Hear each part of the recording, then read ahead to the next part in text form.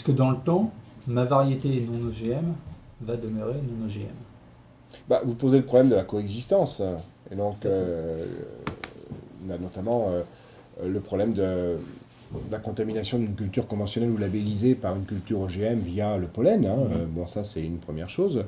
Le pollen, sachant qu'il ne s'arrête pas à 50 mètres comme les nuages de Tchernobyl à la frontière franco-allemande, que les abeilles, quand elles partent avec du pollen, elles partent avec le vent dans le dos, donc ça va très très loin.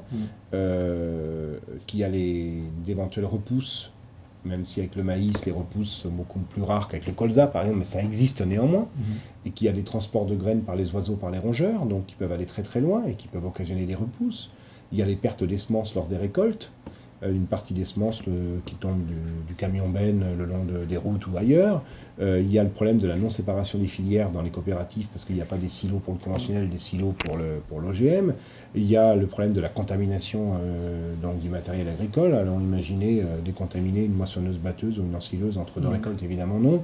Enfin bref, sans parler de l'erreur humaine. Donc cette coexistence est une vue de l'esprit. Et effectivement, quelqu'un qui cultiverait une culture conventionnelle ou labellisée à côté, à proximité, ou sans être immédiatement son voisin, de quelqu'un qui fait de l'OGM, devrait s'assurer tous les ans que sa culture n'est pas contaminée.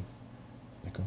Donc ça implique un coût, ça implique, et ce coût, c'est qui doit l'absorber, c'est celui qui n'a pas voulu les OGM. C'est-à-dire c'est à lui de faire les études pour prouver que sa culture répond au cahier des charges et qu'elle n'est pas donc contaminée qu'elle n'a pas de présence d'OGM à tel taux, etc. Donc évidemment, là, on peut pas, si on ne fait pas ces tests-là, on ne peut pas avoir la certitude que la culture n'est pas contaminée. C'est pour ça que la coexistence est une totale vue de l'esprit. Et tout le monde le sait que c'est une vue de l'esprit. La meilleure preuve, c'est qu'au niveau européen, on essaie de changer la législation du bio, par exemple, pour faire en sorte que le bio tolère l'OGM jusqu'à 0,9%. C'est une manière de reconnaître que dans le respect actuel du cahier des charges, du bio, mais également de tous les labels de qualité qui disent dans leur cahier des charges 0 OGM, eh bien la coexistence n'est pas possible. Évidemment, c'est une vue de l'esprit, comme dirait Jean-Baptiste Libouban, la coexistence entre OGM et culture conventionnelle ou labellisée, c'est mettre le loup dans la bergerie et revenir le lendemain. Tout simplement. Alors on nous dit, on est dans un pays libre, que chacun ait le droit de cultiver des OGM ou de ne pas en cultiver. Mais on nous dit aussi que la liberté de chacun s'arrête là où commence celle d'autrui. Eh bien, à partir de là, on ne peut pas à la fois avoir la liberté de cultiver avec OGM et permettre aux voisins la liberté de cultiver sans. Parce que la liberté de cultiver avec des OGM, c'est interdire, c'est bafouer la liberté de cultiver sans, tout simplement.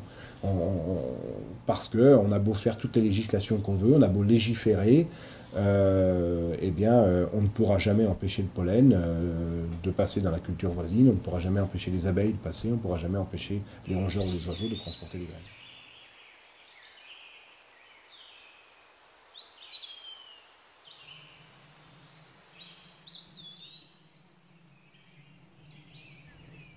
Alors pourquoi les apiculteurs, ou certains apiculteurs n'ont pas envie de voir les OGM autour de chez eux?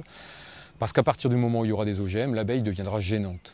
Alors elle deviendra gênante parce que l'abeille est par nature disséminatrice du pollen. On peut nous dire qu'en France, on va mettre 50 mètres entre les champs de maïs OGM et les champs de maïs traditionnels. Ça m'étonnerait bien que les abeilles ne transportent pas ce pollen d'un champ à l'autre. Ça m'étonnerait bien que les abeilles ne rentrent pas ce pollen dans les ruches. Donc nos abeilles vont devenir gênantes. C'est-à-dire que l'agriculteur ne souhaitera plus avoir des abeilles. L'agriculteur qui aura un champ de maïs traditionnel pas loin d'ici me dira « retirez vos abeilles parce qu'elles vont aider à la pollinisation de mon maïs avec ce maïs OGM. » Voilà. On ne pourra plus non plus pratiquer la transhumance. On ne va pas amener les ruches sur la vallée de la Dordogne s'il y a des champs OGM, puisqu'on va devenir gênant pour tout le monde. Voilà. Donc l'abeille sera gênante, il faudra la liquider du paysage agricole de France. Donc elles vont rentrer ce pollen dans les ruches. Ce pollen va servir à la consommation des larves, mais va être aussi utilisé par l'apiculteur, récolté par l'apiculteur. Moi, je ne vais pas donner à manger à des amis du pollen qui contient peut-être des OGM. Moi-même, je n'en voudrais pas. Enfin, si j'ai un doute, je ne le mangerai pas, ce pollen. Et ces grains de pollen se retrouvent, même en quantité infime, mais se retrouvent dans le miel. Quand on fait une analyse pollinique du miel pour connaître la provenance, quelles fleurs ont été butinées, on nous analyse à partir des grains de pollen. Donc s'il y a du maïs OGM, on le retrouve forcément dans nos miels. Voilà pourquoi moi je veux pas d'OGM et je me battrai pour qu'il n'y ait pas d'OGM autour de nous. Hein. Voilà. Lors du jugement de Marmande, la juge a plus ou moins, plutôt plus que moins d'ailleurs, laissé entendre que les apiculteurs pourraient être rendus responsables de la pollinisation et donc de la contamination des champs de maïs non OGM par le maïs OGM. Donc on accuserait les abeilles de polliniser, de contaminer les champs conventionnels par du maïs OGM.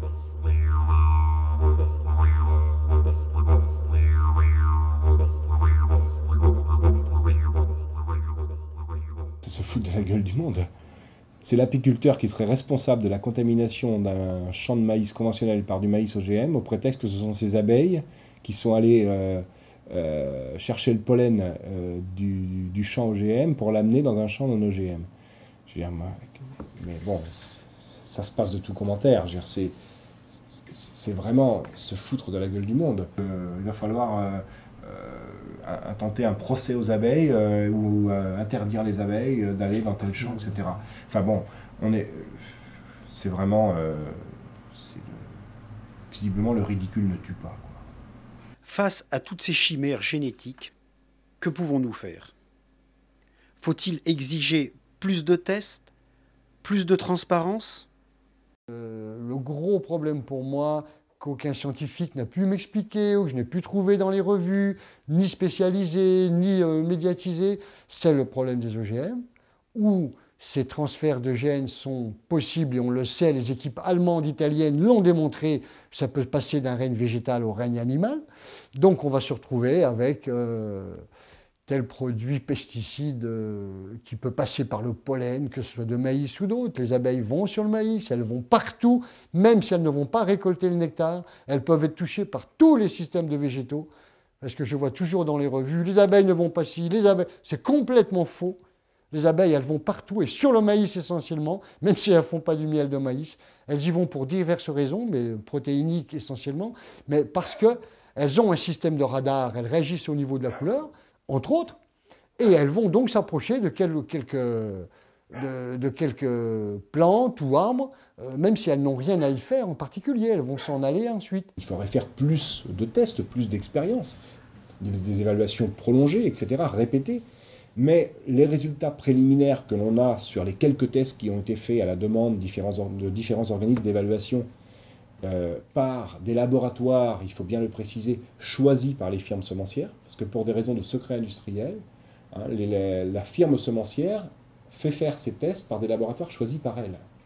Donc évidemment, ça cause un problème de transparence et d'accessibilité. Et à chaque fois qu'on a voulu avoir accès aux résultats, aux données brutes de ces tests, ça a été au prix de batailles juridiques et administratives monstrueuses. Et lorsqu'on a pu avoir accès à ces tests, eh bien systématiquement, on voit notamment des effets sur le foie, sur les reins, également des perturbations au niveau sanguin, etc., etc. Et en particulier, donc, le foie et les reins, qui sont, comme par hasard, les deux organes de détoxification. Eh bien, nous, on ne dit pas que ces tests sont suffisants, puisque nous dénonçons la carence d'évaluation. Donc on ne dit pas que ces tests sont suffisants, ni dans un sens ni dans l'autre.